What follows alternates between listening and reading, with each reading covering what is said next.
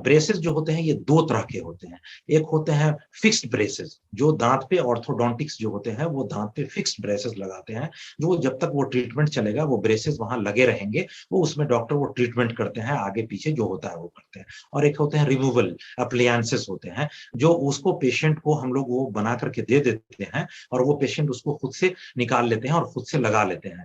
हम लोग उनको एडवाइस करते हैं कि आप जो ये हमने एप्लायंसेस जो आपको लगा दिया है, वो जब आपको खाना खाना हो, उस वक़्त आप उसको निकाल लें और खाना खाने के बाद कुल्ला-वुल्ला कर के आप उस एप्लायंसेस जो होते हैं, उसको आप लगा लें। तो ये 2 तरह के होते हैं। एक फिक्स्ड ब्रेसेस होते हैं ऑर्थोडोंटिक ट्रीटमेंट में, और एक रिमूवल होते हैं जिसको हम लोग पेशेंट को लगाना और निकालना वो पेशेंट खुद कर लेता है। तो दाँत जो होते हैं वो 2 होते हैं। एक मिल्की टूथ होते हैं जिसको हम लोग मिल्की टूथ बोलते हैं, और उसके बाद जो वो जाते हैं तो फिर वो परमानेंट टीथ आते हैं।